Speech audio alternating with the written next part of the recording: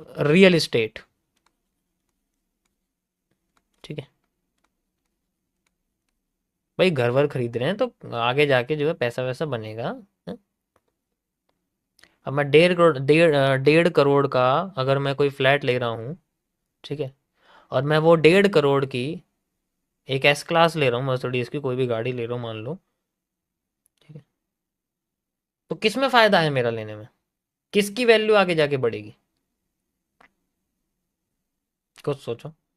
अगर उस real estate के उस फ्लैट के आगे से, उस फ्लैट के आसपास से मेट्रो भी बन गई, ठीक है, उस फ्लैट के आगे से मेट्रो भी बन गई, तो किसकी वैल्यू बढ़ेगी? मैं अपनी गाड़ी के आगे हूटर लगवा लूं, टायर बड़े कर लूं, उससे उसकी वैल्यू थोड़ी बढ़ जाएगी।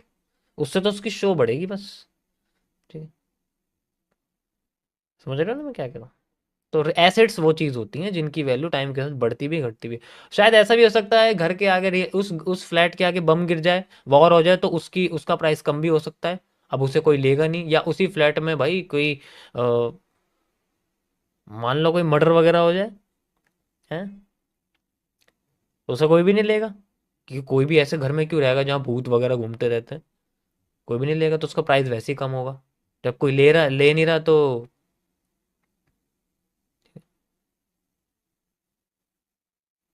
तो इसीलिए इसका प्राइस कंडीशन के हिसाब से बढ़ता घटता रहता है, लेकिन लाइबिलिटी का प्राइस कभी बढ़ता, वो अलग बात है कि तुम अगर स्कैम कर रहे हो तो उस हिसाब से तुम उसको जो है, पीतल को तुम चांदी दिखा दो तो फिर पीतल को तुम जो है सोना दिखा दो, पीतल को तुम प्लेटिनम दिखा दो, वो अलग बात है लाइबिलिटी में। वो अलग बात है कि वो पीतल है। तो ऐसे ही रियल एस्टेट इसी तरीके से आपकी कोमोडिटी है। कोमोडिटी यानी कि गोल्ड है, वही गोल्ड का प्राइस तो तुम्हें पता बढ़ता घटता रहता है, ठीक है। कमोडिटी में जैसे हमारे पास गोल्ड है, ठीक है, चांदी है, ये सारी चीज़ें खरीद के रखना, ठीक है, और प्लेटिनम है, ठीक है, जैसे ये है देखो, जैसे ये प्लेटिनम है, ठीक है, मैं पहनता रहता हूँ ना, ऐसा। तो इसी तरीके से ये सब चीज़ें, ये टाइम के साथ बढ़ती घटती रहती हैं, बस हमें इन्हें अच्छे से समझना होता है कब खरीदना कब बेच, इसी का तो खेल है, कब खरीदना और कब बेचना है, यही तो एंट्री एग्जिट है, यही तो सारा खेल है। और एसेट क्या हो सकते हैं? करेंसीज, करेंसीज,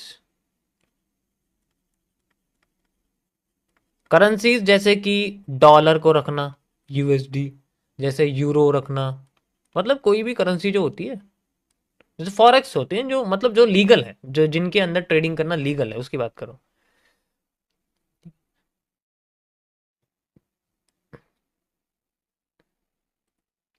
जैसे जेपीवाई है, ठीक है? अब ये सारे एसेट्स हैं। इसी तरीके से किसी कंपनी का शेयर है, भाई कल का वो कंपनी एमआरएफ जैसी उठ गई, 100 रुपए का शेयर था, आज वैल्यू, आज वो 1 लाख चल रहा है, 1 लाख 1.5 लाख कुछ भी चल रहा है, तो उसकी तो वैल्यू बढ़ गई ना। तो ऐसे एसेट्स होते हैं। अब जब ऐसे एसेट्स को जो हमारे पास है उनको हम लोग बेचने जाते हैं, ठीक है, भाई ऐसे एसेट को जब हम बेचने जाते हैं,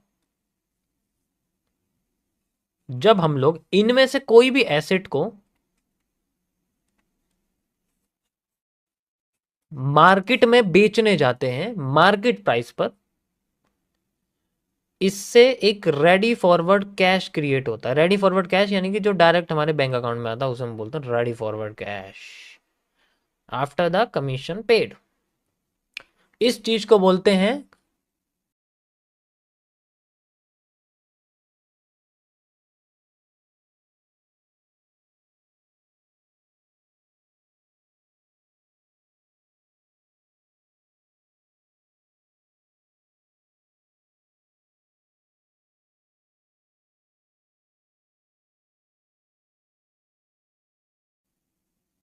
मनी स्वैपिंग, यानी कि लिक्विडिटी स्वैप, या फिर लिक्विडिटी स्वैपिंग,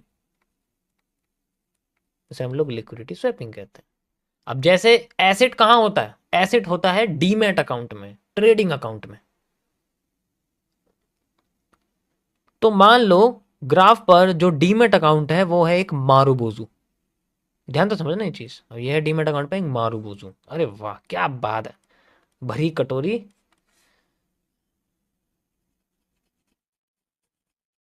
और ये है भरा हुआ शेयर की वैल्यू हमारे पास। मान लो डीमेट अकाउंट में भरा हुआ है शेयर, उसकी वैल्यू बहुत हो गई है। यहाँ खरीदा था, यहाँ हो चुकी है, ये वैल्यू है उसकी।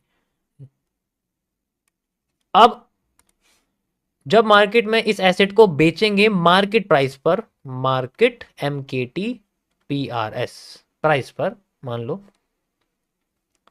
तो इसकी जो कैंडल है वो हो जाएगी ऊपर से स्वैप, बॉडी हल्की सी बचेगी, ऊपर ऐसी लाइन आ जाएगी।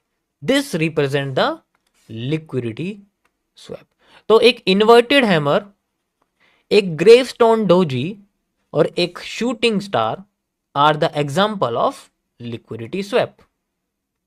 इस तरीके से ये दोनों कैंडल्स हमारे लिए लिक्विडिटी स्वैप को दर्शाती हैं at the top of the market, where the demand completes, where the up trend completes, जहां पर अप ट्रेंड खत्म हो जाता है। उसको ही तो फाइंड आउट करना, कैसे हम कैसे फाइंड आउट करेंगे, जो मैं आपको वॉल्यूम एनालिसिस में बताऊंगा, सप्लाई डिमांड जब सिखाऊंगा तब हमें पता लगेगा कि ये आते कहाँ हैं रियल। पूरे ट्रेंड में दिखेंगे तुम्हें ये, बीच बीच में बीच बीच में बीच बीच में, लेकिन मार्केट वहां से मूव नहीं करने वाली आसानी से। कोई होगा क्योंकि हर चीज के चांस है, probability can never be zero, हर चीज का चांस है। अब इनकी लोकेशन इनके पिछले वाले मूव के खत्म होने के बाद आनी रियल होती है, वही तो फाइंड आउट करना में कैसे रियल होती है। उसी में तो मजा है, उसी का तो सारा मजा है। ठीक है, this is called a liquidity swap. अब ये चीज, अब इसमें से कोई भी एसेट, यानी कि मैं रियल एस्टेट ले रहा हूं, अपना घर बेच रहा हूं, अपना कोई भी कॉमोडिटी, अपना गोल्ड सिल्वर प्लेटिनम कुछ भी बेचने जा रहा हूं, करेंसी बेचने जा रहा हूं, शेयर बेचने जा रहा हूं, और जब मैं ये एसेट्स को कैश में बेचने जा रहा हूं तो इनसे प्राइस फ्लक्चुएट नहीं करना चाहिए। भाई जो प्राइस है, जो उस एसेट का प्राइस है, चाहे मैं गोल्ड बेचने जाऊं तो गोल्ड की मार्केट फ्लक्चुएट नहीं करनी चाहिए।